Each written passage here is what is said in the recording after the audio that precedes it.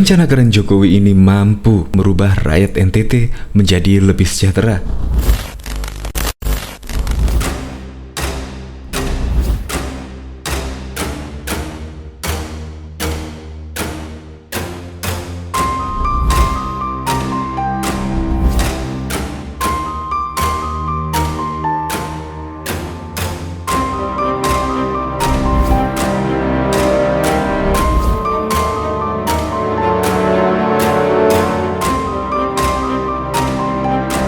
Bagaimana tidak? Jokowi membangun 9 bendungan, juga membangun area food estate. Memang, Jokowi pernah menyampaikan kalau di NTT merupakan provinsi yang sangat kekurangan air. Akhirnya pun Jokowi membangun banyak bendungan di daerah tersebut. Dan setelah bendungan-bendungan dibuat, Jokowi akan membangun area food estate, yaitu sampai 1000 hektar, yaitu ditanami padi dan juga jagung. Dan masih banyak lagi, seperti Labuan Bajo. Labuan Bajo akan dirombak total oleh Pak Jokowi. Dan kedepannya Labuan Bajo akan dibangun hotel-hotel berbintang, sehingga masyarakat di area tersebut akan mendapatkan manfaat. Wakil Gubernur NTT pernah menyebut, gara-gara dibukanya wisata Labuan Bajo, pendapatan ekonomi penduduk asli di Labuan Bajo meningkat hingga 10 kali lipat atau 1000%. Dan nanti ketika pembangunan kawasan wisata di Labuan Bajo selesai, kira-kira mungkin bisa lebih dari 1000% atau 10 kali lipat. Ya, semoga pembangunan di Provinsi NTT berjalan dengan lancar dan ekonomi rakyat di NTT juga semakin berkembang pesat. Untuk lebih lengkapnya simak berita berikut ini, Good News Indonesia. Belum menyaksikan video ini, pastikan bosku jangan lupa subscribe, karena subscribe itu gratis plus bonus tonton video terbaru setiap harinya. Jangan lupa ya. Karena inilah Jokowi sangat dicintai rakyat NTT. Labuan Bajo, Kecamatan Komodo, Kabupaten Manggarai Barat, Provinsi Nusa Tenggara Timur merupakan satu di antara kawasan prioritas yang disebut oleh Presiden Joko Widodo pada 2020 silam. Jokowi mengatakan pembangunan dan pembenahan kawasan wisata tersebut akan memberikan dampak ekonomi kepada masyarakat. Menurutnya, bila banyak turis yang tertarik untuk mengunjungi Labuan Bajo dan melakukan transaksi ekonomi, pendapatan ekonomi penduduk asli akan meningkat. Seperti tadi saya sampaikan oleh Pak Bupati Manggarai Barat, pendapatan asli daerah saja meningkat sampai 1000%, 10 kali lipat. Kata Jokowi yang dikutip melalui tayangan YouTube Sekretaris Presiden Senin 20 Januari 2020 yang lalu. Nanti setelah selesai pembangunan kawasan wisata, itu nggak tahu meloncat,nya akan berapa kali lipat terangnya. Jokowi lantas memberikan contoh, kedepannya hotel-hotel besar akan dibangun di Labuan Bajo. Ia mengatakan hotel-hotel besar itu akan membutuhkan pasokan sayur, buah, dan lain sebagainya yang diambil dari wilayah sekitar Labuan Bajo. Dampak ekonomi tersebut, Jokowi menuturkan akan terlihat setelah pembenahan kawasan Labuan Bajo selesai. Setelah pembenahan selesai, para wisatawan dapat menikmati pesona alam yang ada di Labuan Bajo. Jokowi juga mengajak masyarakat Bajo untuk bersiap menerima kunjungan para wisatawan. Semuanya kita harus siap, ramah terhadap wisatawan, tidak buang sampah sembarangan, baik di darat maupun di laut. Itu sangat penting, katanya. Jokowi menyampaikan pembenahan di kawasan Labuan Bajo akan dilakukan secara menyeluruh. Pembenahan itu diantaranya perluasan bandar udara, pembangunan jalan dan trotoar hingga penyediaan air bersih. Untuk air baku juga akan ada bendungan yang kita harapkan segera selesai, tutur Jokowi. Pengelolaan sampah juga akan kita bangun di sini, terangnya. Saya menambahkan, pemerintah akan menyiapkan tempat persemaian atau nursery di kawasan Labuan Bajo. Saya siapkan mungkin setiap tahun sekira 5 juga bibit pohon yang nanti kita tanam bersama-sama agar semuanya ini menjadi hijau, jelas Jokowi yang dikutip dari halaman Sekretaris Presiden. Jokowi mengungkapkan pembangunan bandara di Labuan Bajo dilakukan oleh Kementerian Perhubungan. Anggaran pembangunan bandara ini dibutuhkan sekitar 1,2 triliun. Sementara ini pembenahan kawasan Labuan Bajo dilakukan oleh Kementerian Pekerjaan Umum dan Perumahan Rakyat. Anggaran yang digunakan sekitar 970 miliar.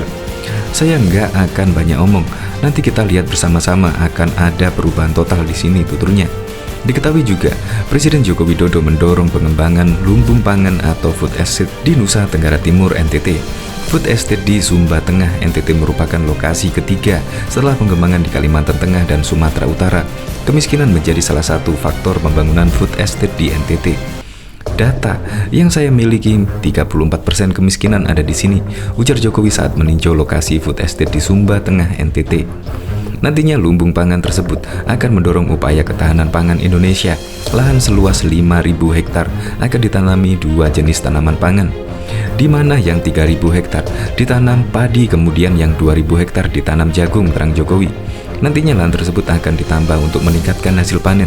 Jokowi bilang ke depan food estate di NTT akan didorong mencapai 10.000 hektar.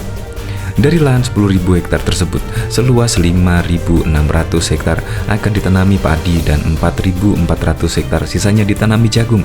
Diharapkan pengelolaan food estate juga akan meningkatkan masa panen. Panen yang ada di Sumba Tengah ini masih setahun baru sekali, yaitu padi.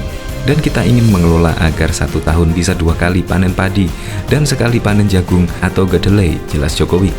Selain upaya pengentasan kemiskinan, food estate juga diharapkan mampu meningkatkan ketahanan pangan. Nantinya food estate akan dikembangkan di provinsi lainnya.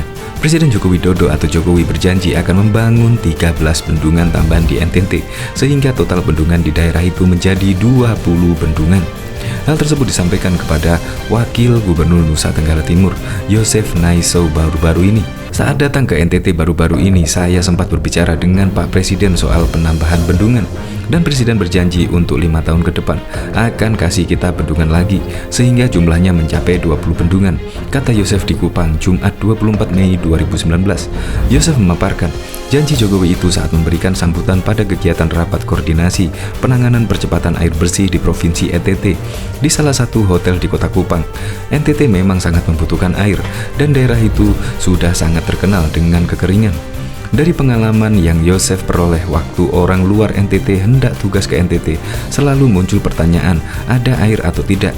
Begitu juga dengan ketersediaan listrik di daerah tersebut. Yosef mengungkapkan, mengurus air tidak boleh memakai struktur dan jangan diperdebatkan mengenai wewenang. Kalau ada peraturan yang menghalangi kewajiban masyarakat untuk mendapatkan pelayanan air, peraturan itu bisa didiskusikan dan diubah secara cepat. Intinya air itu harus sampai ke rakyat. Bagaimana air sampai ke rakyat? Baru kemudian dari sini cari sumber air, bagaimana konservasi air, bagaimana kita memelihara supaya sumber daya air itu ada. Mari kita keroyok ini sama-sama, ujar dia. Presiden Jokowi sebelumnya saat berkunjung di Kabupaten Belu untuk meresmikan bendungan Roktiklot mengatakan bahwa air adalah kunci kesejahteraan di NTT. Saya menyampaikan bahwa di NTT untuk menuju ke sebuah kemakmuran tanpa ada yang namanya air, lupakan, kuncinya air, ujarnya. Sebagai gambaran, kata Jokowi, jika di provinsi lain hanya dibangun 1 bendungan, maka di NTT dibangun 7 bendungan. Dan yang sudah selesai bendungan Rukmano di Kabupaten Kupang dan bendungan Roktiklot. Dalam rentang waktu 4 tahun terakhir ini, Presiden Joko Widodo telah 8 kali berkunjung ke Provinsi Nusa Tenggara Timur. Kunjungan ke provinsi yang berbatasan dengan Timor Leste dan Australia itu dilakukan dari 2014 hingga awal 2018. Kunjungan pertama Jokowi adalah pada April 2014 saat masih menjabat Gubernur DKI Jakarta. Agenda kunjungan itu adalah untuk melihat peternakan sapi di Kabupaten Kupang. Beberapa bulan kemudian, atau tepatnya pada Desember 2014, setelah terpilih menjadi presiden, Jokowi mengunjungi pos perbatasan Motain di Desa Silawan, Kecamatan Tasifeto Timur, Kabupaten Belu. Setahun kemudian pada Juli 2015, Jokowi meninjau sekaligus melakukan peletakan batu pertama pembangunan bendungan Rakmano di Desa Rakmano, Kecamatan Amabi, Aifeto, Kabupaten Kupang. Selanjutnya, mantan wali kota Solo itu kembali mendatangi provinsi kepulauan itu untuk menghadiri perayaan Natal bersama di Kota Kupang pada Desember 2015 silam. Presiden Jokowi kembali menghadiri puncak acara peringatan Hari Keluarga Nasional ke-23 di Kota Kupang pada Juli 2016. Kemudian pada Desember 2016, Presiden Jokowi meresmikan pos lintas batas negara Motain di Kabupaten Belu.